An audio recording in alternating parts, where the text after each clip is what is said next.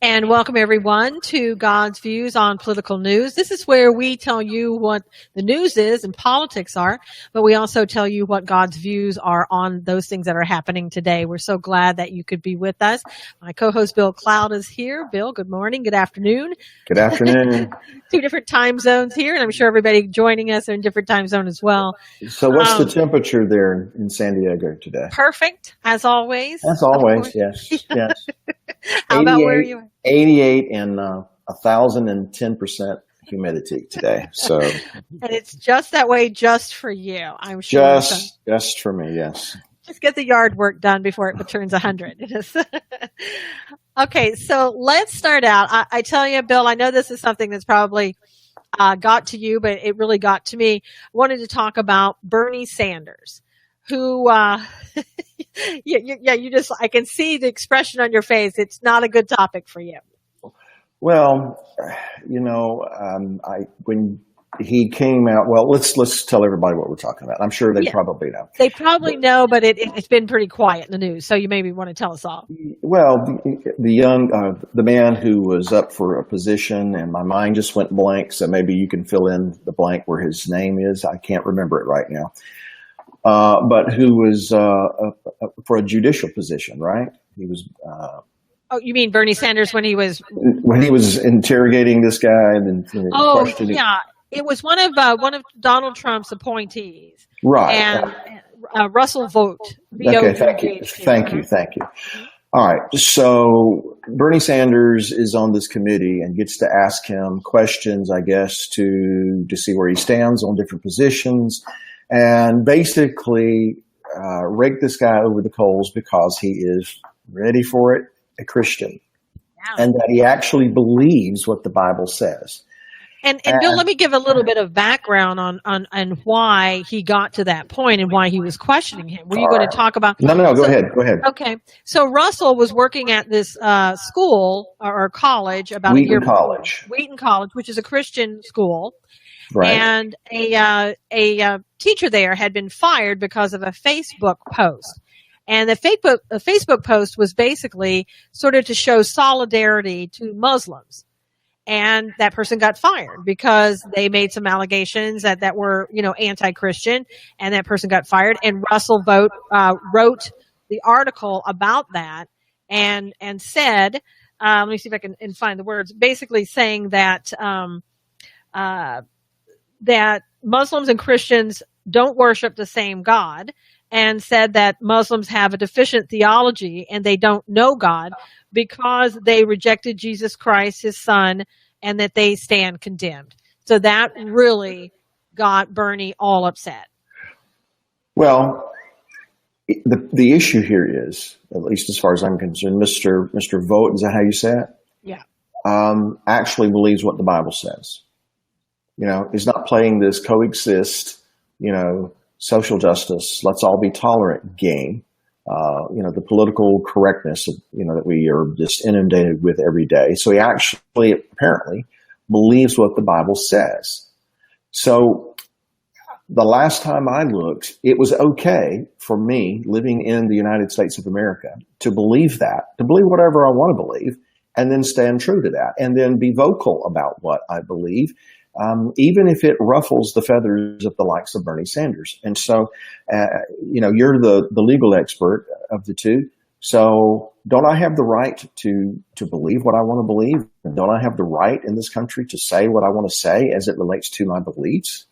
As long as it's not going to injure anyone or, cause them any physical harm, I should be able to do that. And so this gentleman is actually advocating or presenting a case that is of sound biblical doctrine. So for Bernie Sanders, a senator in the United States Senate, to say that this man should be disqualified from public service because he actually believes what the Bible says is it's maddening to me. It is absolutely maddening. And he's not supposed to apply any kind of religious test, as I understand it, for political appointees. They can be Christians. They're very much entitled to be Christians and to espouse that belief. And so for him to apply this religious test is not only wrong, as I understand it, constitutionally, but get the irony of this. He's saying that it's not good for this country, for someone who actually believes the Bible and who espouses Christian beliefs. It's not good for them to be in public service. But a socialist, which is just a hop, skip, and a jump away from a communist, it's okay for them to be a public servant in a constitutional republic, in the United States Senate, no less. That is making me crazy. And compound it with the fact that, at least as far as I can tell, nobody in the U.S. Senate, nobody in the Congress, nobody on the federal level is raising Cain with Bernie Sanders about doing this kind of nonsense. So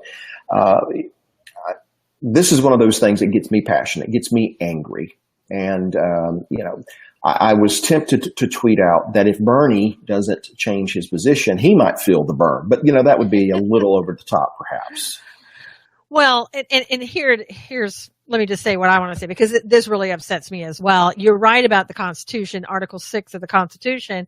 Let me see if I can read it to you. It says that no religious test shall ever be required as a qualification to any office or public trust under the United States. So right then there and of itself, Bernie had no right to kind of question his religious principles. Bernie's just saying, well, but I'm just asking, there are other people who aren't Christian. So are you going to, not treat them fairly? Cause if you're a Christian, right, we can't really treat other people fairly. We have to condemn every religion. We can't treat people fairly. And so therefore that's why we shouldn't serve in public office. What Bernie what I think he was all hung up on is, number one, when people start going towards communism, Bill, as you know, that means that there is no God. Most communists are atheists, and they would agree with that there is no God. And so Bernie's letting his own philosophy, if you will, or religious beliefs come forth, or lack thereof. And he wants to attack this man because he believes in God. He believes that there is God of Abraham, Isaac, and Jacob, and that we're not serving the same God. Now, does that mean that he's unqualified, to serve in that position? And I think what Mr. Vogt said makes it very reasonable. Although we don't have the same beliefs, we are supposed to respect and show dignity and respect towards individuals. Doesn't mean that we have to believe their religion. But what really gets me, and it also doesn't mean that we're unfair when we're not of the same religion towards that other person. But I didn't hear Bernie, ask it. Would he have asked the same question of a Muslim who was sitting there running for office? Would he have talked about his religious beliefs? Would he have asked, well, let me ask you some questions about the Quran. Now it says here that you're supposed to kill infidels. Does that mean you don't respect other religions? I don't think we would have had the same questions. We would not. We would not. And exactly. Let's not make it a Muslim. Let's make it an atheist. Yeah. Are you going to let your atheism influence how you treat people who are devout Christians or Muslims or Jews or what have you? So the fact that he is a devoted socialist, which is, as far as I'm concerned, a communist, not only does he not believe in God or does not acknowledge God, it also means that he doesn't really acknowledge the Constitution. He uses it to his advantage to advance his particular opinions and agendas, but he really doesn't have any respect for the Constitution either, or he would not have done what he did in that forum. So I wouldn't expect anything less from a Bernie Sanders, but I do expect more from those so-called conservative Republicans who are congressmen, who are senators, and why are they not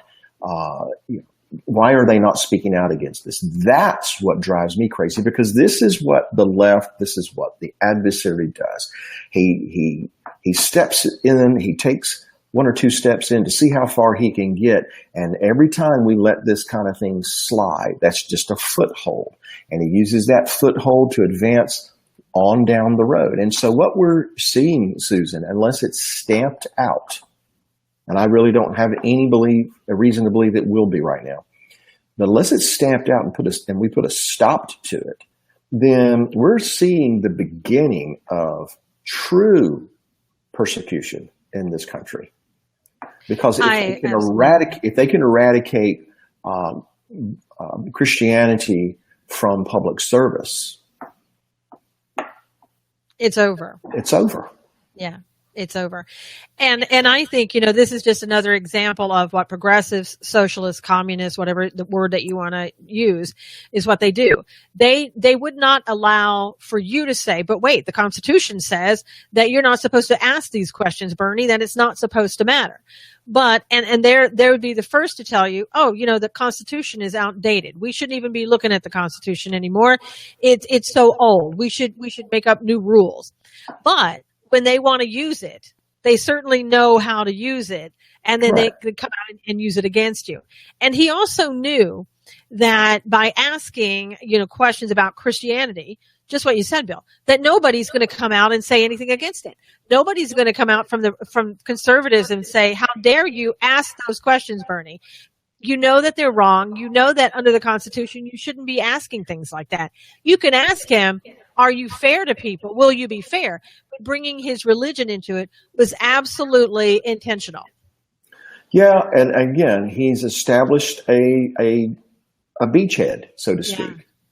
And there's going to be reinforcements coming behind him. It's just like this. I read just the other day how yet again the Freedom from Religion Foundation is trying to shut down a particular school board from allowing God to be mentioned in a baccalaureate service. I mean, Think about what I'm saying.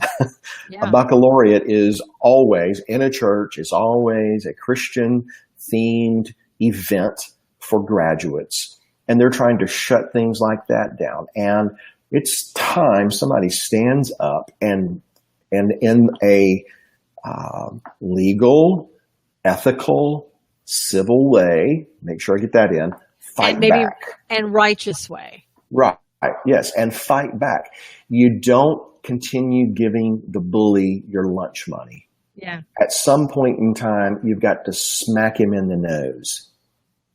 And I have to say, and I know I always bring this up, and I know sometimes we have people on the left that are listening to this, but everybody knows that I'm a conservative. I'm on the right.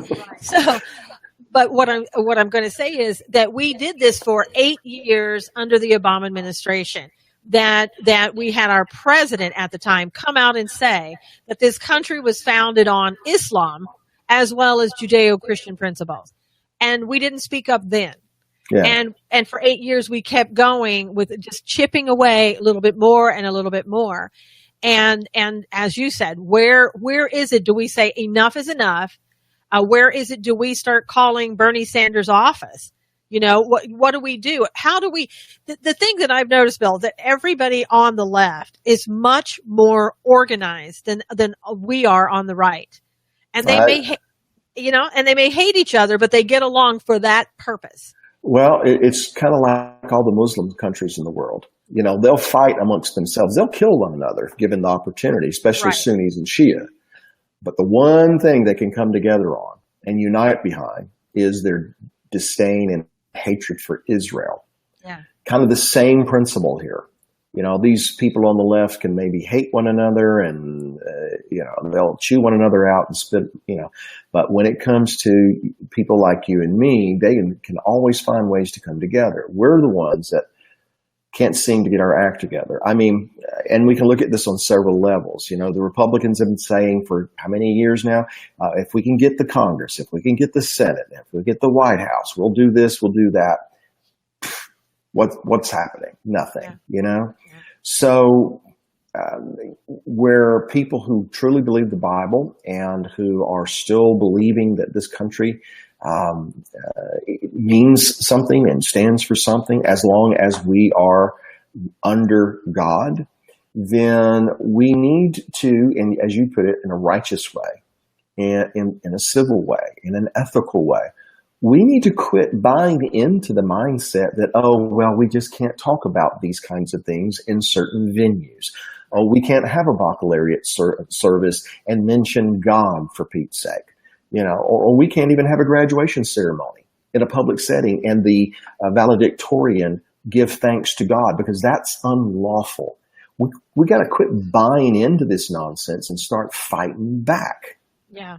Or we can't even kneel down before an athletic event at a school and say a prayer because somehow that is unlawful, or.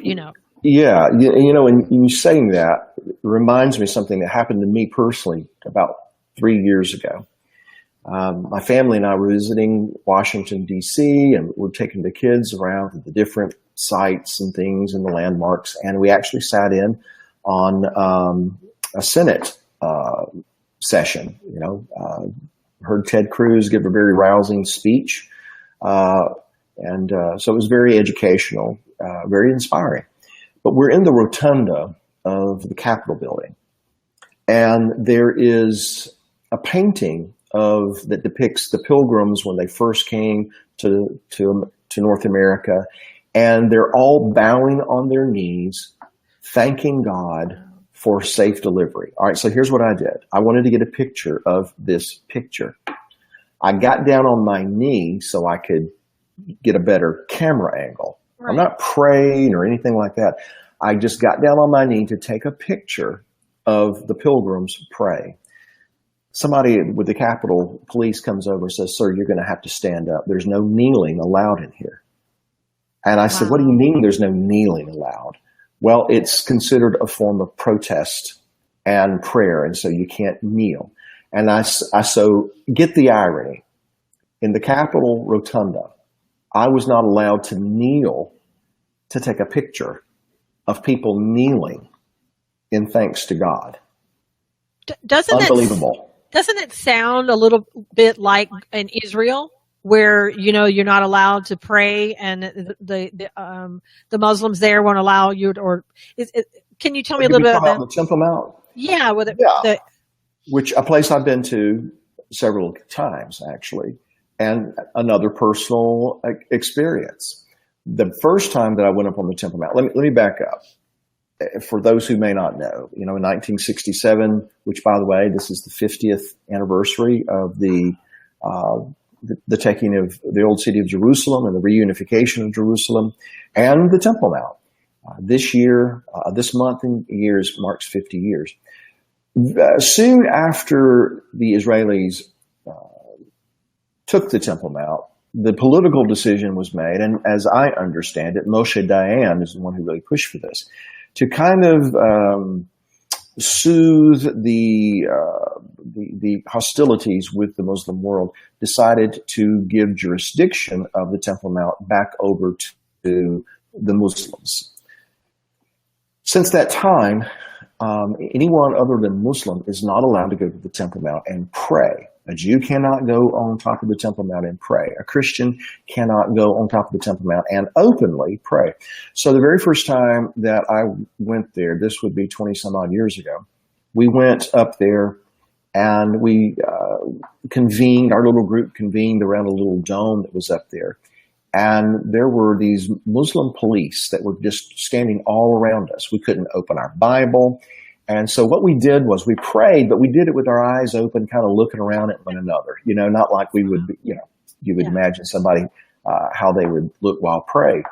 But this is the only way you could get away with it. And anytime anyone tries to pray, anyone tries to go up there and read a Bible verse, I don't know if you remember when Ariel Sharon went up there several years ago, and there was a big brouhaha over that. Well, it's like they're so afraid of somebody praying. So in what is considered to be the holiest site on the face of the earth, the irony is that people who actually believe in the God who sanctified that place aren't allowed to pray with him. Now, mind you, I think he hears my prayers wherever I'm at. Exactly. Okay? I don't have to be at the Western Wall for him to hear me pray. But it's just the irony of it. And you know what? That's what that says then to me, Susan, is that the adversary and those through who he works, what he does is he tries to seize the very ground that God has sanctified that is supposed to be worshiped, where he is to be worshiped. He doesn't want that going on. He's so zealous and jealous to make sure that doesn't happen. He works through people like, in this particular case, the Muslim police, but in our case, the Capitol Police, a place that is where our legislators go to draft laws that are to protect our God-given rights. And it was in that very place that a God-given right was denied me. I had to make a choice. Am I going to stand and take the picture, or am I going to go to jail? You know? And I'm getting to the point that there are some things worth going to jail over. Mm-hmm. I agree with you. It is amazing that we have come to this point, that in the country that was founded on Judeo-Christian principles, in a country that is free, that we even have these conversations about, Yes. well, you can't pray there, or are you really going to be fair to other people if you take this position that Donald Trump has appointed you to? It's craziness. And again, I think, as you said, we've just keep slipping down that slippery slope because we've had 8 years of programming, if you will, to be tolerant. And the opinion of those on the left, tolerant means give up your rights for somebody else's right. That's their definition of tolerance. Well, and this is a concept that we see throughout the Bible. It's not just a political thing here. The political thing is a reflection of the spiritual thing. And as long as the wheat is willing to coexist with the tares on their terms, then what the tares intend to do is to steal the nutrients from the ground, kill the wheat, destroy the whole idea of, what the owner of the field had in mind in the first place. And so the left, by and large, I'm sure there are exceptions to this rule, but the left, by and large, they don't have any interest in coexisting with me. They want me to be tolerant of their views long enough for their views to gain a beachhead so that they can strengthen their position and take another piece of ground and another piece of ground until they wipe me, you, our way of thinking, our way of living from the landscape, which, by the way, mirrors what the Muslim world wishes to do with Israel. Right. I know. They don't want peace. They just want a piece of ground in order to get another piece of ground and drive Israel into the sea. Yeah. And the left, they believe that their way of looking at things is correct. And therefore you are to be tolerant, meaning you are to be accepting of the way that they look at everything. And then you give up what it is that you believe in. And that's exactly how it's gone. It's been, I say the last 8 years, it was more intense over the last 8 years, but this has been the philosophy of communists and progressives since they began, at least back in the early 1900s, when they really started getting a foothold. So it's nothing new. And you can see these, how crazy things are. And Marlene in our comment section is saying the whole world, not just Israel, this happening in the whole world, where this past weekend we had an anti-Sharia law protest, right? Right. And we actually had people out there who were on the other side, who were saying that this is the way it should be. And so it's amazing to think that there are people on the other side who believe that women are not even second-class citizens, are lower than that people should be killed, that women should be told what to do. I mean, on and on and on, the way Sharia law goes. And yet, what I would like to see, honestly, I would like to see the pro-Christian protests each week. But I'll tell you what will happen if you have that, you will have the other side saying, look at those hypocrites, look at those bigots, look at those horrible people. And that's the way it'll be. Yeah, or they'll throw urine on somebody. Exactly. Or, come up and punch them or something, as, this is what's been going on the last few days. To kind of boil this down to, in my mind, it has to be that believers, not just conservatives, okay, but believers, believers, by the way, should be conservatives as far as I'm concerned. Mm-hmm. But believers need to stand up and say no. It reminds me of back when Ronald Reagan was the president, and I'd heard Michael Reagan tell the story of how that one of the reasons Reagan wanted to be president is because he wanted to sit down across from the Soviets, who had been saying, we want this, we want that. And, all these administrations had been conceding to the Russians, hoping, to strike some conciliatory tone with them, and had given away all these concessions. And Reagan said one of the reasons he wanted to be president was to sit across from the Soviets, and when they start making all their demands, that he'd be able to just say, "Niet." No. Yeah. Because they weren't used to hearing that. And if you'll remember when Reagan met Gorbachev in, in Iceland, Reykjavik, and they had those meetings, and the Soviets were making all these demands, and finally Reagan just said no, told his staff, we're out of here. That's what we need to do. We need to just start saying no. Yeah. No. You want to live that life? Okay, that's your business. But I'm not going to concede ground to you. I'm not going to say that it's acceptable. I'm not going to say that it's equal. I'm not going to say that it's moral, because it's not. No. Because the left is like a bunch of spoiled, rotten brats who are accustomed to getting their way. And we on the other side are like the parent who just keep enabling them to do this. We just keep allowing this stuff to go on. And it's time that we just say no. And if need be, in a metaphorical way, take them out to the woodshed. Right. Well, and one of the comments saying people just think Christians should be doormats, and really, the Christians should be doormats and be quiet. Don't speak up. Some Christians think that. I know. And part of the problem that we have, with what you're talking about, we have not only the left working against us, but we have those people, let's say, in our government and in our churches and other higher positions, I guess you would say, who are working against us also, who are saying, you should just be coexisting. And therefore, we've got all of these people coming against us. And sometimes I think for Christians, it seems overwhelming. And they think, well, I'm just going to go and I'm just going to go pray. And that's all I need to do. And while that is a big part of what you need to do, I think people, just like you said, you need to rise up. You need to be out front. You need to show people, our country was founded on Judeo-Christian principles. We need to remind people of that. We need to remind people what that means. We need to model for the world what that means to be Christians and live by biblical principles. Well, for starters, it might do some Christians a lot of good to go watch Braveheart.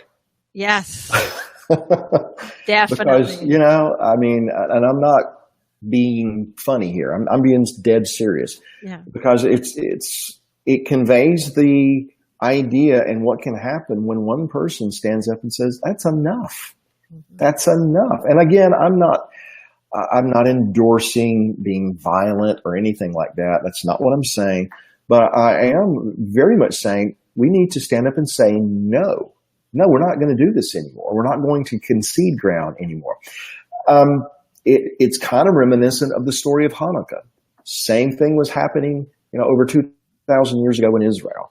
Things were being forced down people's throat. And finally, someone stood up and said, you know what? That's enough. That's it. Yeah. No, we're not going to do this anymore. And when a few people stood up, then more people stood up, and then more after that. And before you know it, there's this groundswell of support. And what they found was there are more of us than there are of them. There are more of us than there are more of them. Yeah. And if we could ever lock into that and embrace that, then the left and the progressives and the socialists and the communists and the anarchists and the antifas, all these people lose their power because they have somehow or another convinced us there's more of them than there are of us. Well, and we keep, you can hear these people make the argument towards Christians. You're supposed to be giving and forgiving and turn the other cheek. And Christians are like, oh, you're so right. So I'm going to go back in my closet over here and just do that. I'll just be forgiving and all that.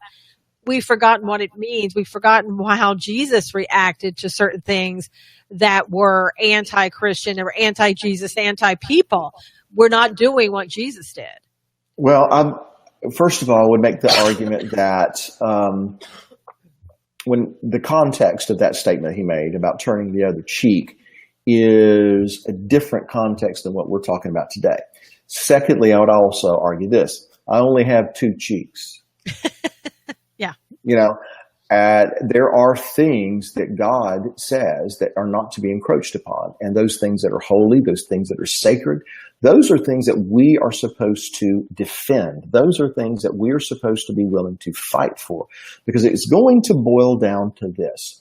Who am I more willing to offend? God or those people over there that have convinced me I need to, just bow down and be a doormat? Who am I going to be willing to offend? And let this sink in. Then who am I going to have to stand and give an account to? It's not going to be them.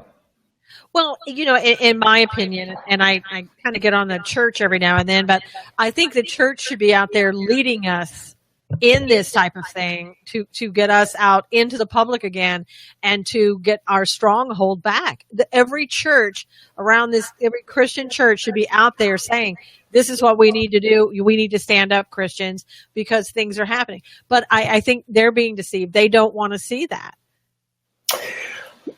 This is kind of an apples and oranges comparison, but in my mind, it's linked. The civil rights movement of the 60s, when it was truly for civil rights. Yeah. There were people who were willing to go to jail for what they believed to be just and righteous. They were willing to suffer. Okay. Yeah. Our problem today is very few people are willing to go to that extreme. They're not willing to go that far. And here is our downfall, because that's exactly what we're called to do. Messiah said, if you're going to be my disciples, you're going to have to take up your cross and follow me. What does that mean? You're going to have to be willing to die. Now, not necessarily physically, but die to you, everything you want, everything you desire, what your will is. And I just don't think we're there yet. That's where we have to get to.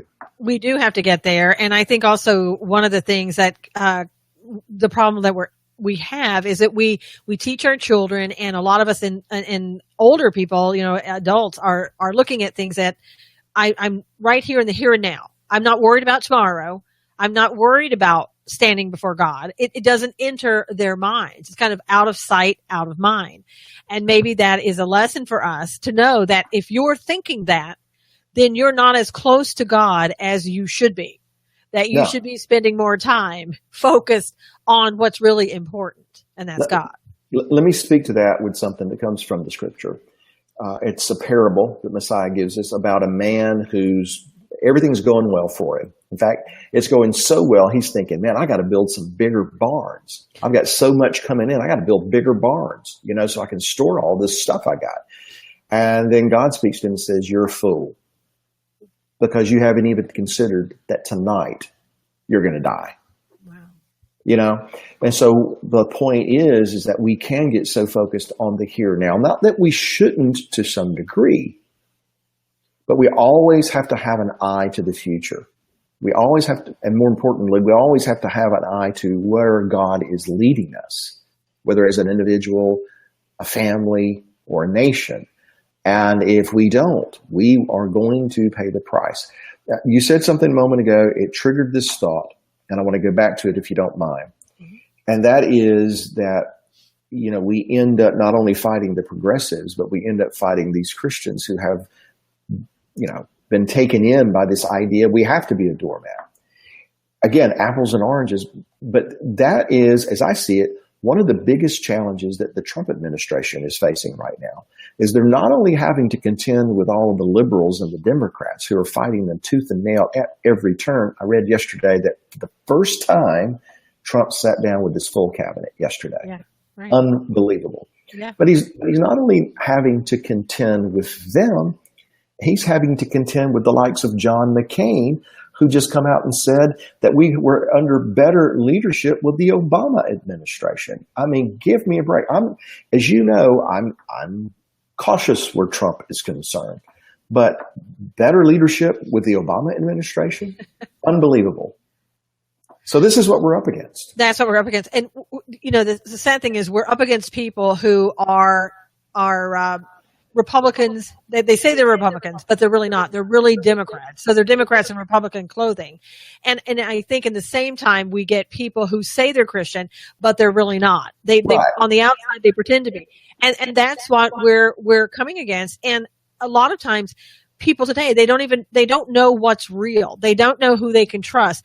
They don't, there's a lot of question about everything and everybody. And I think it really does cause people to start doubting, not doubting God so much, but it's like, well, who do I trust? Who do I turn to? And when you see all of these things, when you hear John McCain say, that's crazy that he's saying that. But then you start thinking, well, what's going on? What do I do? And that's even more reason, again, to turn to God and focus on God and get grounded again because of what's coming, because of things what Bernie Sanders says, because of the persecution that's coming for Christians and them getting more and more of a stronghold. You have to be focused on God and get back to doing what you came here to do. And that was to be Christ-like, to do what Christ did. And we're not, I don't think, myself included, we're not doing all that we should be doing what Christ told us to come here and do. Well, and it all starts with me and recognizing that I need to adjust, I need to change, I need to die to myself. We're told that if a man seeks to save his life, he's going to lose it. But if a man or woman who for my sake, he says, loses his life, he'll find it. And so we have to quit thinking with the temporal mindset, And let me interject this. We're talking about politics and all the things that are going on in our country and the aggravation and the frustration we feel about those things. And I think this is very important for people to take away, that God's views on this is that we don't win this battle through political means exclusively. Because it's really, and you said this at the very beginning, it's really more than a political issue. It's a spiritual issue. We're in a spiritual battle. So you can only fight a spiritual battle through spiritual means. Paul told us we're not warring against flesh and blood, even though we have to face those flesh and blood things. That's not really what we're warring against here. We're warring against spirits, principalities. We're warring against the adversary. And if conservatives in this country truly want their country back, the first thing they've got to learn and then embrace and follow through on is we got to turn back to the one who made this country great in the first place. Because if we don't do that, there won't be a country to save.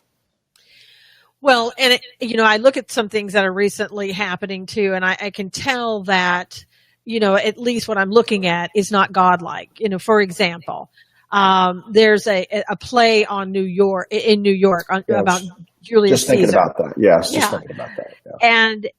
And basically here we have a character. It's supposed to be Julius Caesar, but it's Donald Trump. And this person in the play is assassinated. Now, this carries over from, the Kathy Griffin, the bloodied head of Donald Trump that she's carrying around. And these people feeling that there's absolutely nothing wrong with this. The people in the New York play were so upset because Delta Airlines and Bank of America decided to pull out because they didn't want to be sponsors anymore. And now the people on the left are saying, really? You're pulling out of this great and wonderful play of the assassination of Donald Trump that we're depicting here? Well, now we want you to be boycotted. I mean, how upside down is all of that? Isaiah 5, they call good evil and evil good. They exchange light for darkness, bitter for sweet. It's going on all the time. But here is one thing we need to just really drive home every opportunity we get. That play and the way they portrayed Julius Caesar, and even there was it? I forgot the female role who had a Slavic accent in this particular play. Like really, we know what you're doing. That's the left. That's the progressive. That's the tear. It's not concealing what it is anymore. It's showing you plainly what it is. They don't want to tolerate you. They want to destroy you. They don't want to coexist with you. They want you to go away. This is really what they're about. And if they can take a severed dummy head of the president and people be okay with that. And I realized that there were some people who feigned disgust and disdain, but privately they were all for it. Yeah. They've already proven that as far as I'm concerned. And then when you can have Julius Caesar be, resemble the president of the United States and be assassinated, you're just fantasizing about what you'd really like to see happen. That's who these people are. And that's who we want to coexist with. That's who we want to concede ground to. We're signing our own death warrant when we do. So why isn't the Secret Service checking into that? It's not a veiled threat. It's a threat. And these people who are going to boycott Delta Airlines and Bank of America, by the way, I was shocked that they actually pulled their sponsorship from. I was too. Yeah. Credit where credit is due. But now they're going to boycott these companies, and they probably will. And so it'll be interesting to see what Delta and Bank of America decide to do with that boycott, or when this boycott comes about, if it materializes into anything. But this is who they are. Why would we, who are believers anyway, want to coexist with that? Now, should we be the light to them? Yes. But we can't be the light to them if we're trying to act like them or get them to like us. Won't work. Well, and I think there's a group, I think it's called Conservative Research Media. I'm hoping I got that name correct. But they are starting to come out and say, we're going to watch what's going on. We're especially watching the media, and we're going to start getting to their advertisers. And I would bet that some of the same people were responsible for going to Delta and Bank of America and saying, we're going to stop using your products. We're going to stop talking about you and advertising, promoting it if you don't pull out of something like this.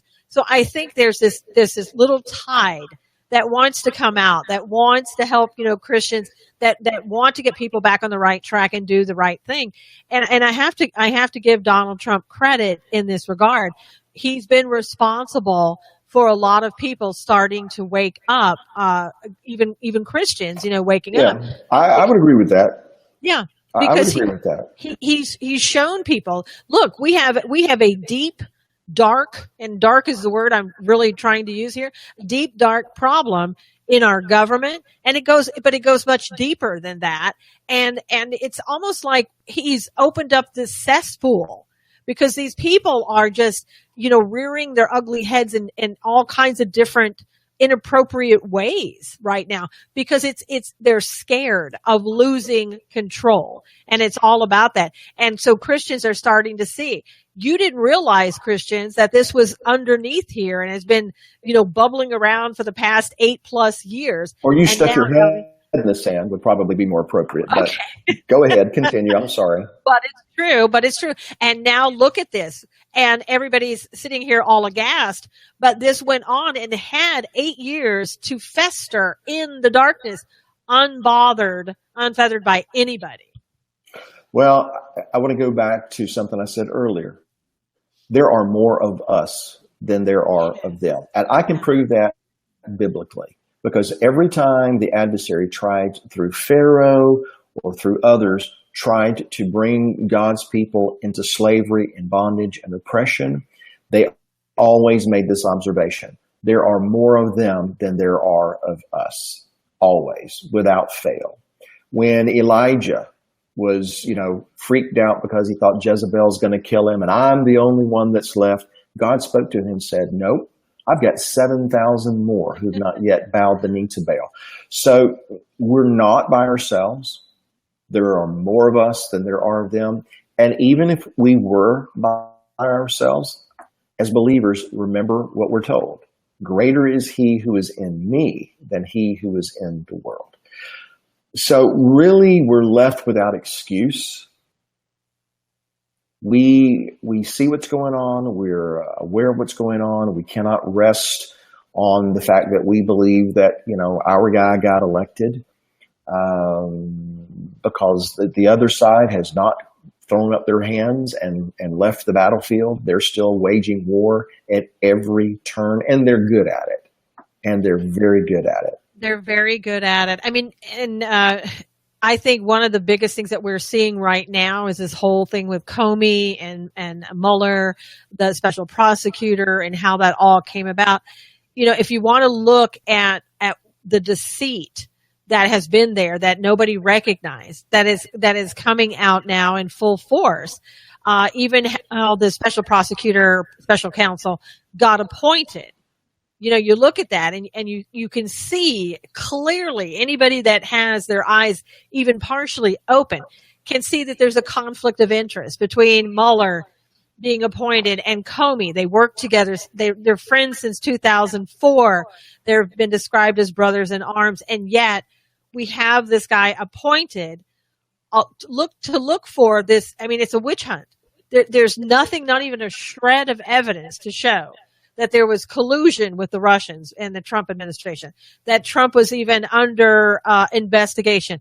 Comey even said that. And so yet we still keep this farce going because the left is hoping they can find something, anything. Well, and I would add to that, Susan, there are many on the so-called right who are hoping they can find something.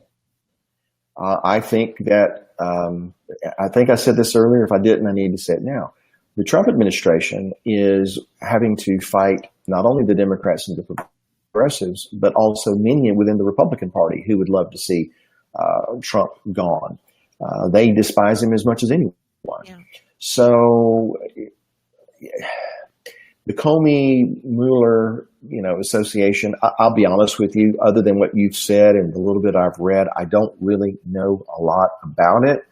But if the Democrats and many of these Republicans were all for it, something smells as far as I'm concerned. Comey wasn't really on my radar until the whole, looking into the email, Hillary's emails and all that. And, and I don't know all the legal aspects of it, but I'm just a common sense guy.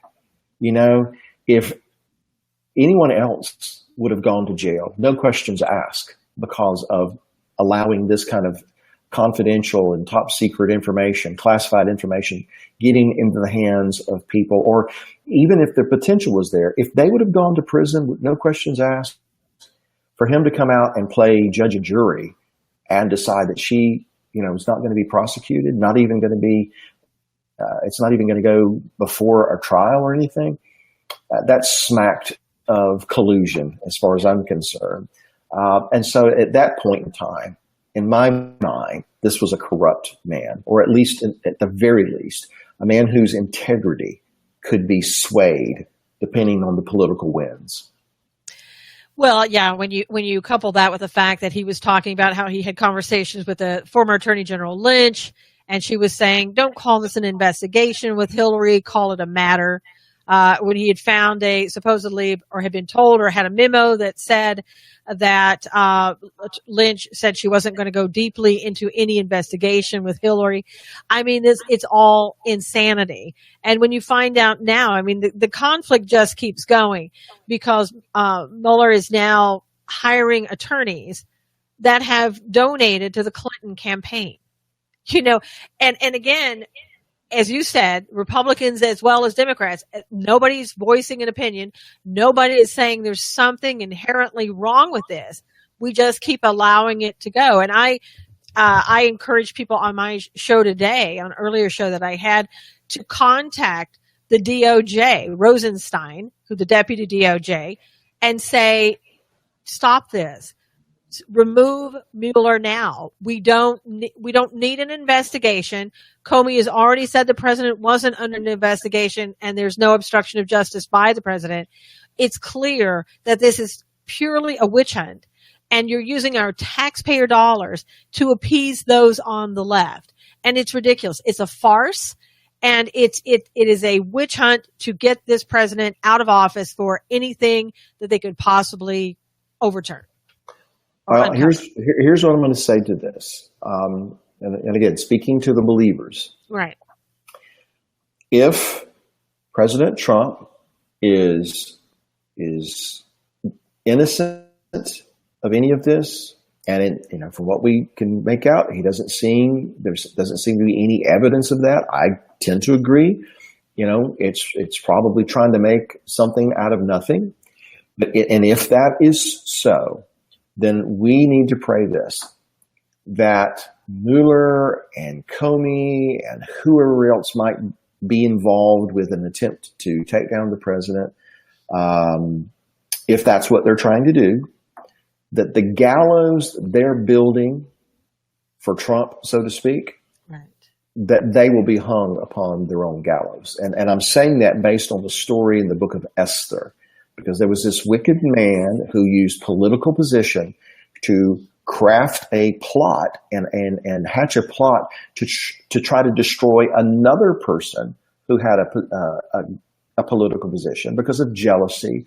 And so he plotted, they cast lots on a day that they're going to try to destroy God's people, and they built gallows for God's people to be hung upon. Well, when it come time, the plot was exposed, and the people who built the gallows were hung on those very gallows. And so God turned it around on them. So that's what we need to do, Susan, as believers. We need to pray, if there is something,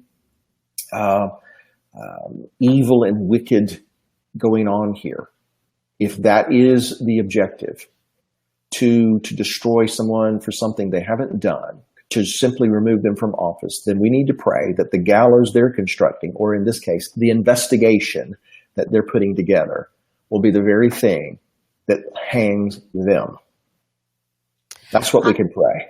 Yeah, and I think, I agree with you in some ways, that I see some things that are coming out that never would have come out before because of, just pointing fingers at Donald Trump. We're starting to uncover things. We're starting to see things. I mean, again, a perfect example. Nobody knew how weak of a man that Comey, the former FBI director, was. Nobody knew that. And his own words, that, if I were just stronger, I could have told the president no, or, whatever the case may be. This is the man that is leading the FBI, and you can't talk to the president, and you go to, and you're 6'8", and you're 6'8", and you tower over everyone, including the president. And yet you can go to Attorney General Lynch and have a conversation where she tells you, don't go out there in public and call it an investigation. Go out there and call it a matter. And you go and you leave the room and you do exactly what she tells you to do. But it's exposing the deceit and the lies and the potential criminality of these people, and how they are working together, and how they have, did you forget your soul? Did you lose your soul in the past 8, 10, 12 years? Is that what happened? Did you forget who you serve? And it's not President Obama, and it's not President Trump or anybody else. It sounds certainly like they did, or maybe they never had it in the first place. Well, I think we know the answer to that question. Yeah. There are precious few public servants anymore. There are self-serving people, and that's just human nature. I mean, we shouldn't really be shocked at that. But, when God gets involved in something, one group and one side thinks this is what we're going to do. Here's our plan. We have our agenda. But if someone is innocent and someone is just, and if we as God's people are praying that the wickedness and those things that are hatched in secret rooms and dark places, if those things if we pray that they be exposed, then I believe that could come out of this. And that's kind of what I've had in my mind since this all came about. Look, my position is, if Trump or anyone in Trump's team was colluding with the Russian, you know what? I hope that comes out, and I hope it's dealt with, because what we don't want to do is to wink at one thing while we're focusing on something else. But if it is as it seems, that this is just a witch hunt, this is just trying to find something on him, it's not there, and all the same time ignoring what happened in Benghazi and what happened with the emails and all these, and Loretta Lynch and Bill Clinton on a tarmac in Arizona, ignoring all of that, then I'm going to pray that this investigation, it will become impossible for those investigating it to ignore it. And that might be the very thing that brings their downfall. Yeah. We'll see. Well, and I think it's also, lately we've been looking at the court system and understanding how the court system is trying to control the powers of the president and disregarding the lives of Americans here in the United States. We just recently had the Ninth Circuit.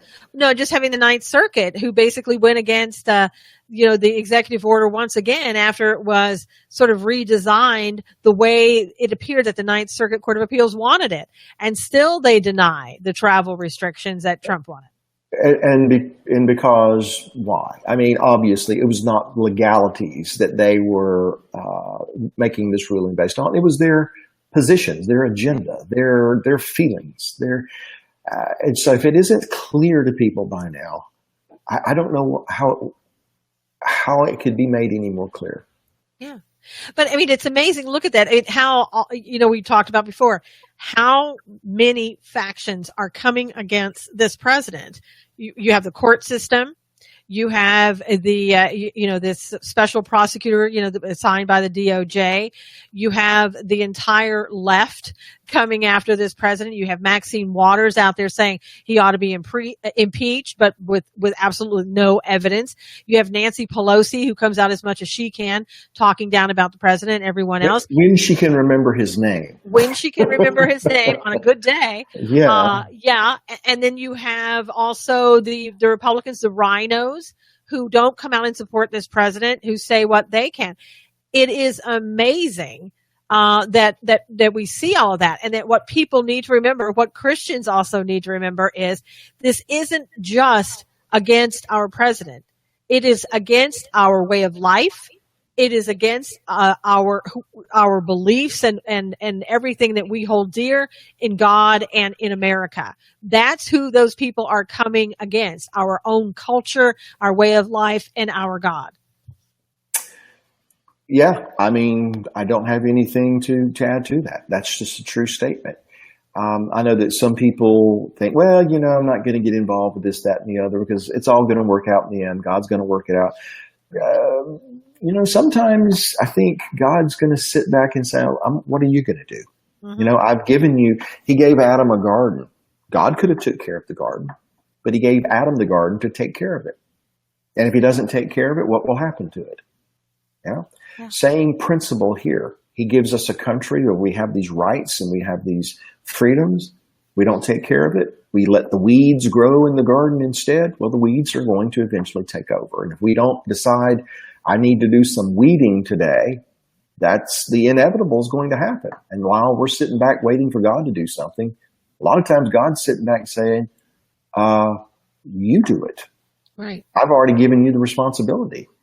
And some of those people that are sitting back and not asking God, that's a problem. Because you need to ask God, what is it that you want me to do? Do you want me to go out there and protest, and my beliefs and tell people what I think? Do you want me to be the watchman? God calls us at times to be the watchman and to tell people, warn them about what's going on, to try to get them awake, to see what's happening, to try to let them know that your rights as a Christian are being impacted. Your rights in the American culture as to family, and, your way of life is being threatened.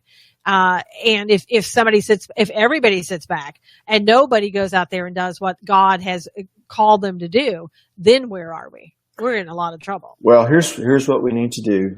As I see it, 2 simple steps. Spend a lot of time in prayer to hear the voice of God. And then at every opportunity, speak audibly those things that you're hearing God speak to you. Because if we do that, if we hear the voice of God and we speak what God is saying, then we're going to speak the truth. And that is what's going to prevail, the truth. And I agree with you absolutely. And a lot of people find, they'll say, well, I find it really difficult to speak up about God and to say things because I'm just not that type of person. I don't usually speak out. Well, you don't have to be that type of person. You just have to ask God to speak through you and to tell people what it is that he wants you to say. And again, that brings us right back to talking more and being more with God in the presence of God. I think the one word that everybody could manage, in every situation or in those situations they find themselves in where they're having to speak the truth, one word they could learn is no.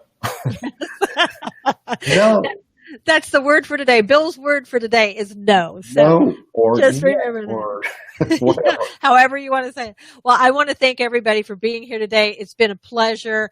Until next week, God bless you and take care, and we'll see you again next week.